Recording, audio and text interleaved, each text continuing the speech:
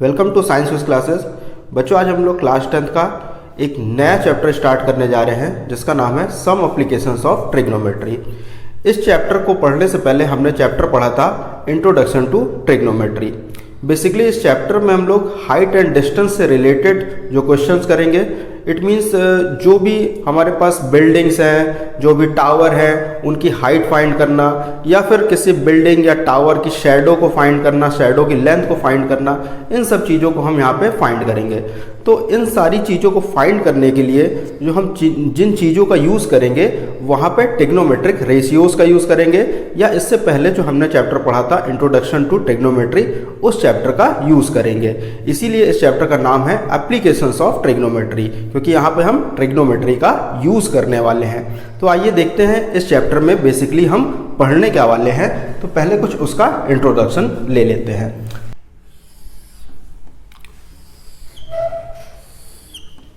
पिछले चैप्टर में हम लोग ने जो भी चीज़ें पढ़ी थी वो राइट एंगल ट्रायंगल से रिलेटेड चीज़ें पढ़ी थी। ट्रिग्नोमेट्रिक जो रेशियोज पढ़े थे वो राइट एंगल ट्रायंगल से रिलेटेड पढ़े थे। तो पहले थोड़ा सा उस चैप्टर के जो रेशियोज हैं, जो चीज़ें हैं, उसको रिकॉल कर लेते हैं, उसके बाद आगे बढ़ते हैं। तो देखिए, ये राइट एंगल ट्रायंगल दिख रहा है, 90 डिग्री है। ये एंगल जो हो जाएगा हमारा थीटा हो जाएगा, और थीटा से ये जो कनेक्टेड लाइन है ये कहलाता है बेस। इसके थीटा के सामने वाली जो साइड होती है इसको कहते हैं परपेंडिकुलर,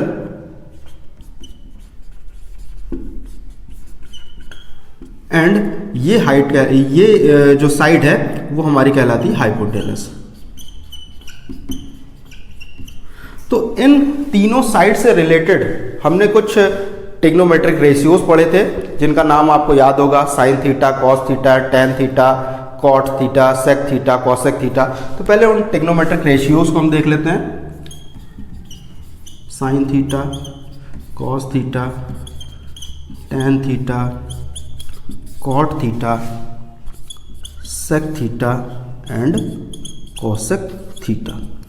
तो यहाँ पे साइन थीटा जो हमने पढ़ा था वो होता है परपेंडिकुलर अपॉन हाइपोटेनस। तो परपेंडिकुलर को जनरली हम P से कह दे रहे हैं, और हाइपोटेनस को H कह दे रहे हैं, और बेस को B कह दे रहे हैं। तो साइन थीटा हो जाएगा हमारा परपेंडिकुलर अपॉन हाइपोटेनस।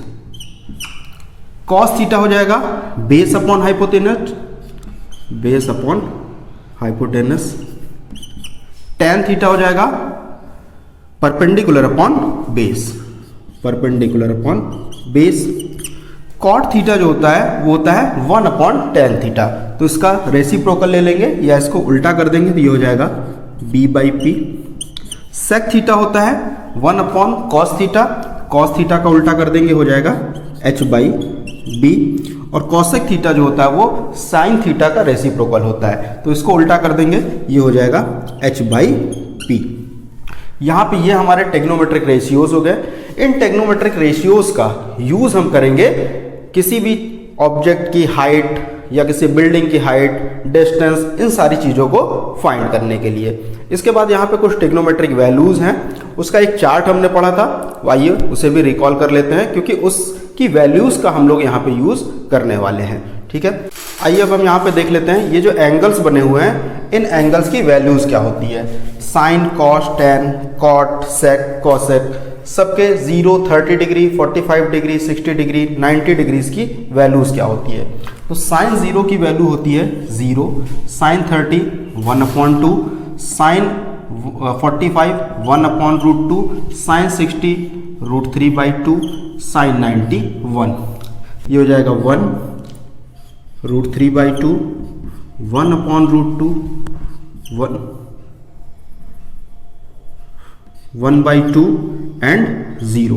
क्या आ जाएगा 0, यह आ जाएगा 1 बाई रूट 3, ये हो जाएगा 1, ये हो जाएगा रूट 3, और ये हो जाएगा नॉट डिफाइंड, ये हो जाएगा नॉट डिफाइंड, ये हो जाएगा रूट 3, 1 बाई रूट 3 एंड 0। तो sine, cos, tan, cot, 4 values हमको पता चल गई है।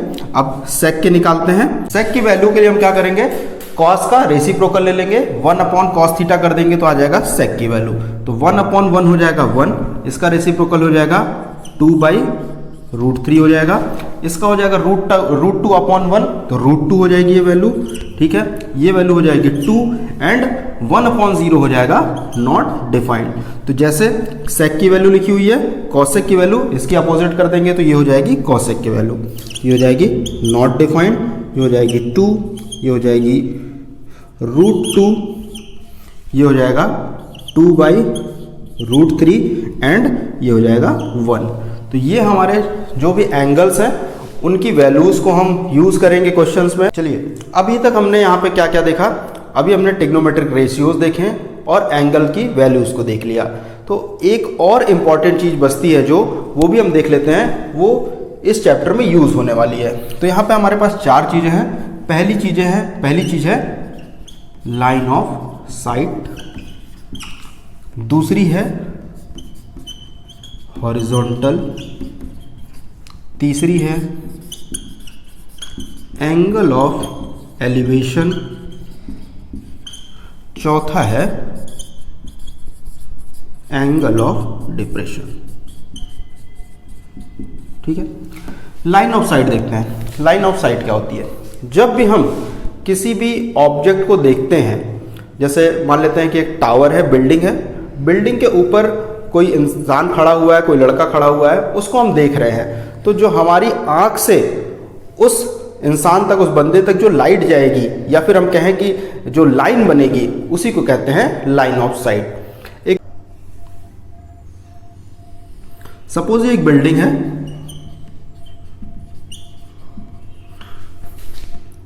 इस बिल्डिंग से किसी डिस्टेंस पे एक पर्सन खड़ा हुआ है, इंसान खड़ा हुआ है।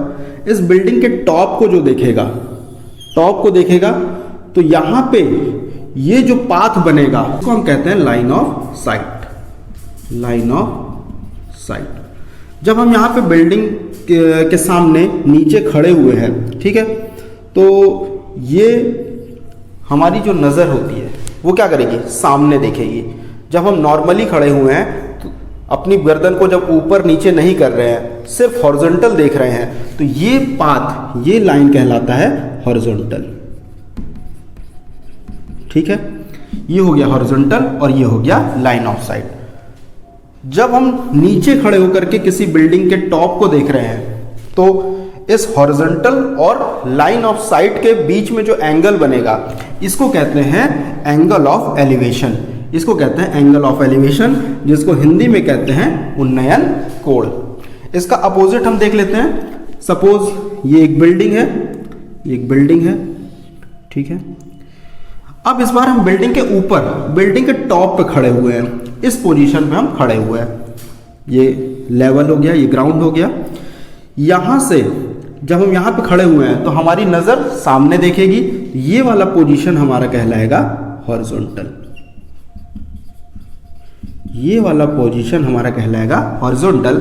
और सपोज यहां से हम खड़े होकर के नीचे एक बॉल रखी हुई है, इस बॉल को हम यहां पे देख रहे हैं, तो जब हॉरिजॉन्टल और ये हो जाएगी हमारी लाइन ऑफ साइट, ठीक है। तो ये हो जाएगी हमारी लाइन ऑफ साइट।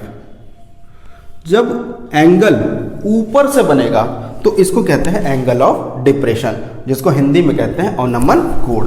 तो अभी थीटा हमारा यहां हो जाएगा, ठीक है।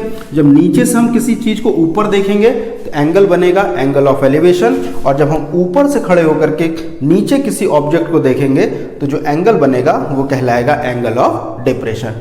ये हमारे कुछ बेसिक कॉन्सेप्ट थे। इन कॉन्सेप्ट का यूज़ करके हम लोग क्वेश्चन को सॉल्व करेंगे। क्वेश्चन बहुत इजी होने वाले हैं, क्वेश्चन बहुत इजी होते हैं, बस हमको थोड़ी सी बातों का ध्यान रखना होता है, रेशियोज़ का ध्यान रखना होता है और कॉन्सेप्ट का ध्यान रखना होता है। बाकी कोई इसमें याद करने की जैसी कोई चीज़ें नहीं है, बस इन्हीं सारे कॉन्सेप्ट का हम लोग यूज़ करेंगे और क्वेश्चन को सॉल्व करेंगे। तो इस चीज़ों को आप नोट कर लीजिए, एक आप इसका स्क्रीनशॉट ले लीजिए। इसके बाद हम लोग कुछ एग्जाम्पल्स को सॉल्व करेंगे एनसीईआरटी के, उसके बाद एक्सरसाइज को सॉल्व करेंगे।